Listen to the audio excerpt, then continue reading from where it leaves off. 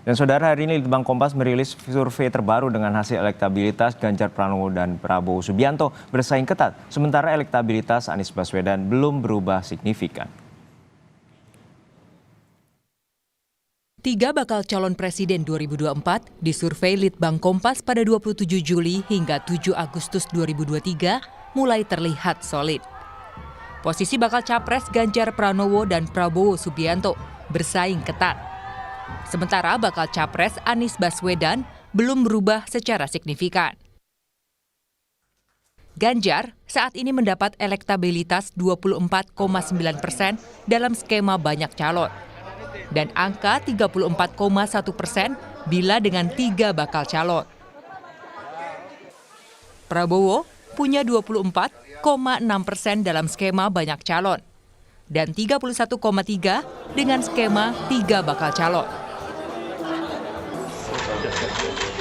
Anies mendapat 12,7% dalam skema banyak calon dan 19,2% dengan skema 3 bakal calon. Dalam simulasi 2 bakal capres, Anies 39,9% dan Ganjar 60,1%. Bila Ganjar dengan Prabowo berhadapan, maka Prabowo mendapat 52,9% dan Ganjar 47,1%. Sementara bila Prabowo berhadapan dengan Anies, maka Prabowo mendapat 65,2% dan Anies 34,8%. Dengan posisi ini, maka Ganjar bakal capres yang diusung koalisi PDI Perjuangan dan Partai Persatuan Pembangunan tetap saling erat persaingannya dengan Prabowo Subianto yang diusung koalisi Gerindra, Golkar, Partai Amanat Nasional, dan Partai Kebangkitan Bangsa.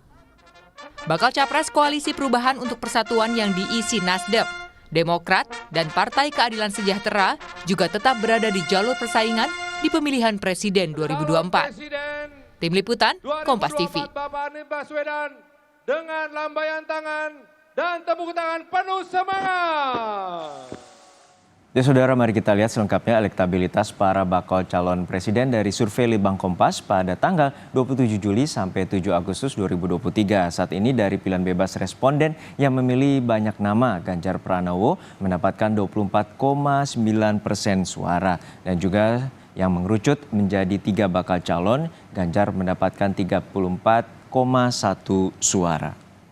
Lalu Prabowo Subianto dari survei Litbang Kompas berada di 24,6% di kategori banyak calon. Sementara untuk 3 calon, Prabowo mendapatkan 31,3%.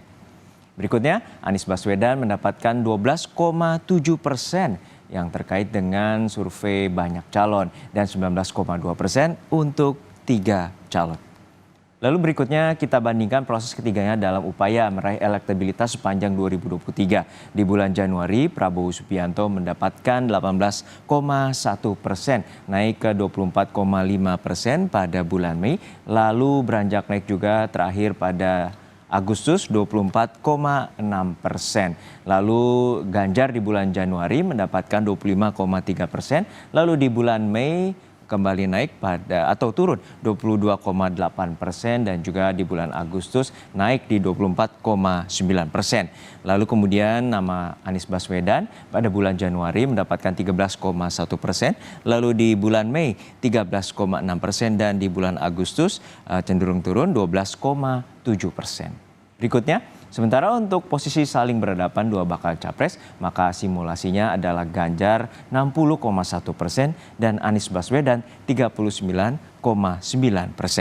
Berikutnya, bila dihadapkan antara Ganjar Pranowo dan juga Prabowo Subianto, hasil simulasinya adalah Ganjar Pranowo 47,1% dan juga Prabowo Subianto 52,9%.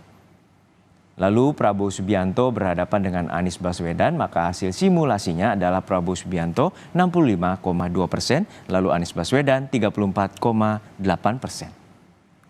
Pemungutan suara dilaksanakan pada 14 Februari tahun depan, sehingga masih ada waktu selama 6 bulan untuk para bakal calon presiden meningkatkan elektabilitasnya, termasuk bersama para pasangannya. Bakal calon wakil presiden yang telah ditetapkan Komisi Pemilihan Umum atau KPU pada Oktober mendatang.